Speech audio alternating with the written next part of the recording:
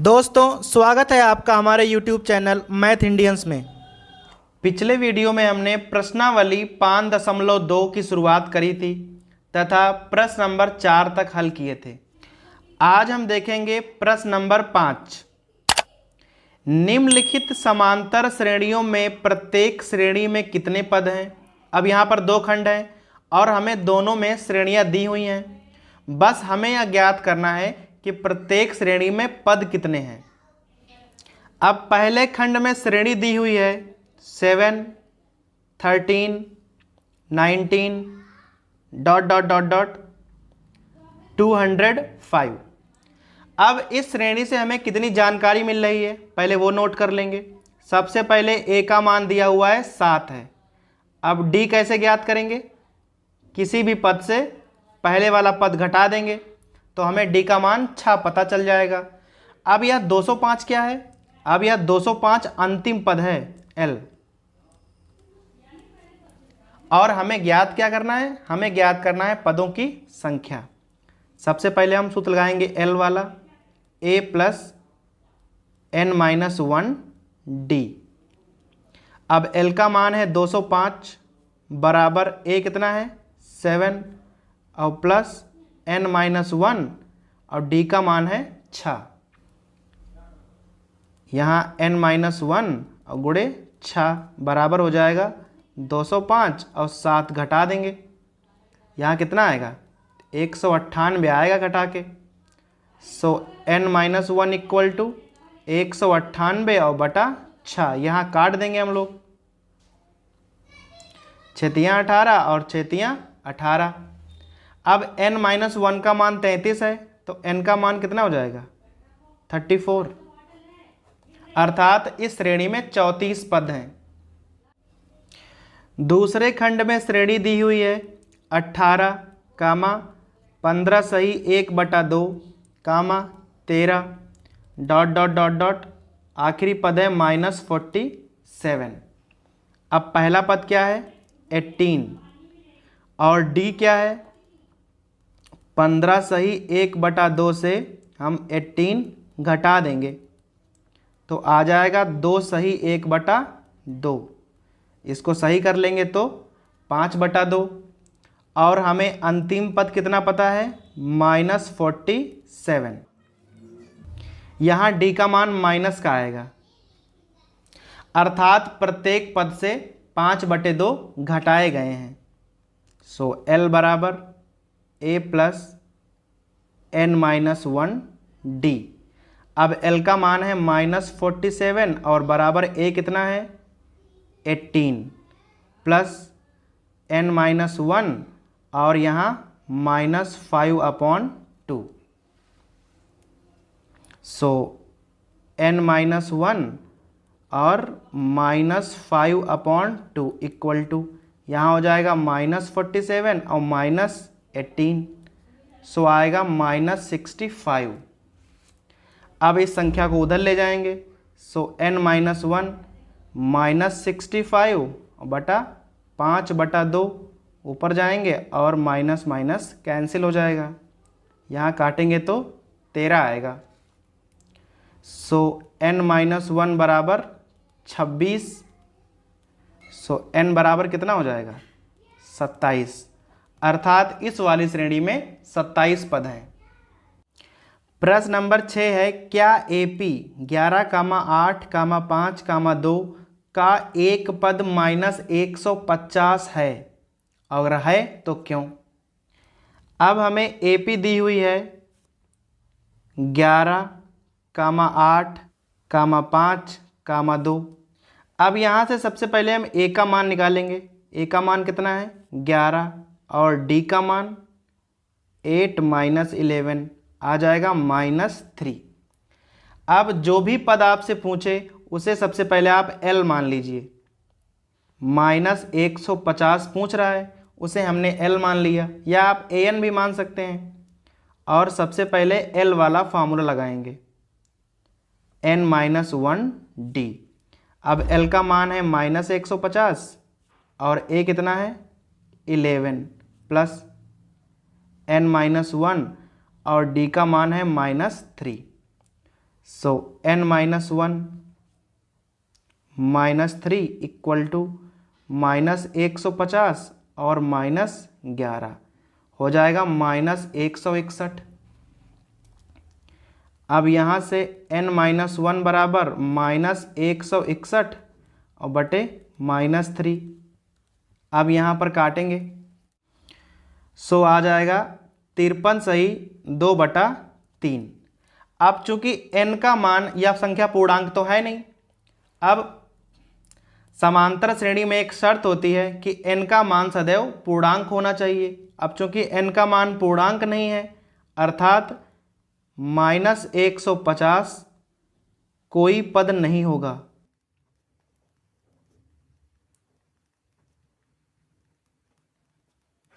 समांतर श्रेणी में n का मान सदैव पूर्णांक होना चाहिए। सातवां है, उस AP का 31वां पद ज्ञात कीजिए जिसका 11वां पद 38 है और 16वां पद 73 है। अब हमें यहाँ दो बातें पता हैं, एक तो 11वां पद A11 कितना है 38 और दूसरा 16वां पद A16 73 है। अब इन्हीं दो समीकरणों से हम सबके मान निकाल लेंगे। अब A11 क्या होगा, हमें जो पद निकालना होता है हम क्या करते हैं, एक कम d रखते हैं। अगर हमें 11वां पद निकालना होगा तो हम d कितनी रखेंगे 10d, और इसी प्रकार यदि हमें 16वां पद निकालना होगा तो हम रखेंगे 15d, और हमारे दोनों समीकरण बन गए। a प्लस 10d कितना है 38 और a प्लस 15d 73 है। घटा लेंगे, minus minus minus a cancel, -5d equal to यहाँ हो जाएगा -35, माइनस माइनस कैंसिल और d का मान कितना हो गया 7। अब d का मान हमें 7 पता है तो हम a का मान भी ज्ञात कर सकते हैं। भाई a प्लस 10d क्या था 38, अब a बराबर क्या हो जाएगा 38 और -10 और d का मान कितना है 7। सो a इक्वल टू 38 और -70, सो a इक्वल टू -32। अब हमें जब a और d के मान पता चल जाते हैं तो हम समांतर श्रेणी में सब कुछ ज्ञात कर सकते हैं। अब हमें ज्ञात करना है 31वां पद A31। कैसे ज्ञात करेंगे, a प्लस 30d, एक कम d लगाइए। अब a का मान क्या है -32 और प्लस 30 गुणे और d का मान है 7, सो -32 और प्लस 210, सो आंसर आ जाएगा 178। यही हमारा 31वां पद है।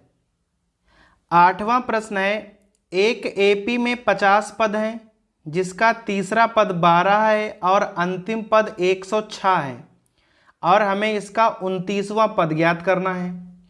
अब कह रहा है AP में 50 पद हैं, सो n का मान कितना है 50 है, तीसरा पद 12 है, A3 दिया हुआ है कितना है 12।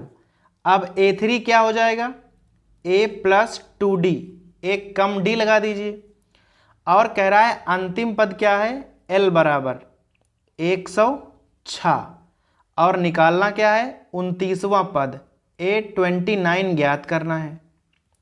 अर्थात यदि हम a और d के मान निकाल लें तो बाकी सब मान ज्ञात हो जाएंगे। अब सबसे पहले हम l वाला फार्मूला लगाएंगे, a प्लस n-1d। अब इसका मान है 106 और a हमें ज्ञात नहीं है, बस हमें n का मान 50 पता है। अब यहाँ n-1 हो जाएगा तो 49d। अब a प्लस 49d कितना है 106 है, और यहाँ पर हमें a प्लस 2d पता है कितना 12। यहीं से हम घटा लेंगे, माइनस माइनस माइनस, ये कैंसिल हो जाएगा। यहाँ कितना बचेगा 94 और यहाँ पर 47d। So D equal to कितना हो जाएगा 2। अब हम डी का मान कहीं रख लेंगे, a प्लस 2d बराबर 12 है। सो a बराबर क्या हो जाएगा 12 माइनस 2 और d। सो a का मान आ जाएगा 12 माइनस 4 अर्थात 8 आएगा। अब हमें निकालना है a29 29वां पद, a प्लस 28d होगा, एक कम d लगाएंगे तो। अब a का मान 8 है और 28 और गुणे d का मान 2 है। 8 प्लस 28 दूना 56 अर्थात 64। 29वां पद कितना होगा 64 होगा। 9वां प्रश्न है किसी एपी के तीसरे और 9वें पद क्रमशः 4 और -8 है तो इसका कौन सा पद शून्य होगा। हमें दो पद पता है, तीसरा और 9वां। अब यहां पर कोई एपी है और हमें तीसरा पद पता है A3 कितना है 4 और 9वां पद A9 कितना है -8। हमें दो ही कंडीशन पता है। अब A3 क्या हो जाएगा, A3 होगा a प्लस 2d और A9 a प्लस 8d और दोनों के मान पता है, घटा लीजिए इनको। तो a plus 2d equal to 4 और a plus 8d equal to -8। यहाँ पर घटाएंगे माइनस माइनस प्लस, ये cancel, -6d equal to 12। So d कितना हो जाएगा 6 दूनी 12, वही माइनस का। अब d का मान कितना आ गया -2, कहीं पर रख लीजिए। a प्लस 2d कितना था 4 था। सो a बराबर क्या हो जाएगा 4 - 2 इंटू डी का मान कितना है -2। सो a हो जाएगा 4 + 4 इक्वल टू 8 अर्थात a का मान तो 8 है। अब वह पूछ रहा है कि कौन सा पद शून्य होगा। तो आप मान लीजिए हमेशा कि an शून्य होगा। बस अब हमें n का मान ज्ञात करना है, तो सूत्र लगा देंगे an का, a प्लस n-1d। अब an का मान तो 0 आपको पता है, a का मान कितना है 8, n-1 कुछ भी पता नहीं। अब d का मान कितना है -2। सो यहाँ से n-1 बराबर 8 उधर जाएंगे माइनस और ये जाएंगे बटा में, कितना आ गया 4। सो n का मान कितना हो जाएगा 5 अर्थात 5वां पद शून्य होगा। प्रश्न नंबर 10 है किसी एपी का 17वां पद उसके 10वें पद से 7 अधिक है और हमें सार्वांतर ज्ञात करना है। 17वां पद दिया हुआ है और 10वां पद, और कह क्या रहा है कि जो 17वां पद है वह 10वें पद से 7 ज़्यादा है या पद 7 अधिक है, तो हम 7 जोड़ेंगे इधर। अब मान रखेंगे a प्लस 16d और यहाँ पर a प्लस 9d और प्लस 7। a और a तो कैंसिल हो जाएंगे, तो 16d और माइनस 9d इक्वल टू 7। यहाँ हो जाएगा 7d equal to 7, d equal to 1। प्रश्न नंबर 11 है एक एपी है 3, 15, 27, 39 का कौन सा पद 54वें पद से 132 अधिक होगा। अब हमें एपी ज्ञात है 3, 15, 27 और 39। अब कह रहा है कि कौन सा पद, जब भी कहे कौन सा पद आप मान लीजिए an, माना an वह पद है। अब कह रहा है कि 54वां पद क्या होगा A54। अब कह रहा है कौन सा पद ऐसा होगा जो 54वें पद से 132 अधिक होगा। तो एक तरफ an रखिए और एक तरफ A54। अब यह वाला जो पद है इससे 132 अधिक होगा, हमने ऐसा माना हुआ है। तो रख देंगे। अब सबके मान रखिए। इसका मान क्या होगा, a plus n minus 1d, और इसका मान a प्लस 53d, एक कम d रखते हैं, और प्लस 132। a और a तो हमेशा कैंसिल हो जाएंगे, यहाँ हो जाएगा n माइनस 1। अब हमें यहाँ d का मान ज्ञात करना है। यहाँ 3 लिखा हुआ है और यहाँ 15, कितने जोड़े गए हैं, 12 जोड़े गए हैं, अर्थात d का मान कितना हो जाएगा, 12 बराबर 53 और गुणे 12 plus 132। So n minus 1 equal to, यहाँ कितना हो जाएगा, 12 तियाँ 36 और 12 पंचे 60, 3 63 और प्लस 132 और बटा 12। यहाँ जोड़ेंगे तो 768 आएगा और बटा 12 काट दीजिए, बचंग 72 और बाचकू 48, 64 आएगा। सो n का मान कितना हो जाएगा, 65, अर्थात 65वां पद ऐसा होगा जो 54वें पद से 132 अधिक होगा। 12वां प्रश्न है, दो समांतर श्रेणियों का सार्वांतर समान है, यदि इनके 100वें पदों का अंतर 100 है तो इनके 1000वें पदों का अंतर क्या होगा। अब हमारे पास दो AP हैं, तो दोनों AP को हम अलग अलग करेंगे। यहाँ मान लेंगे कि प्रथम पद है A1 और यहाँ प्रथम पद कितना है, A2 मान लीजिए। सार्वांतर यहाँ भी D है और सार्वांतर यहाँ भी D है, कह रहा है सार्वांतर समान है। अब यहाँ से हमको निकालना है 100वां पद, तो क्या हो जाएगा,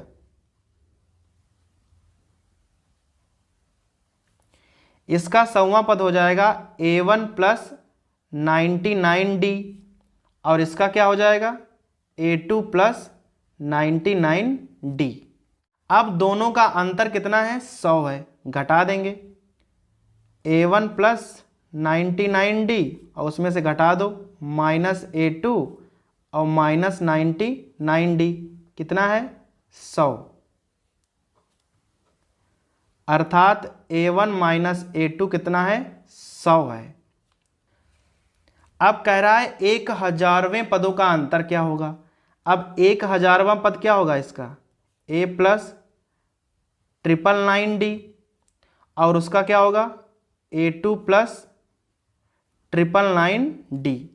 अगर हम घटाएंगे तो या तो कैंसिल हो जाएगा, क्या आएगा, A1 माइनस A2, अर्थात आप किसी भी पद का अंतर निकालिए वह A1 माइनस A2 ही होगा।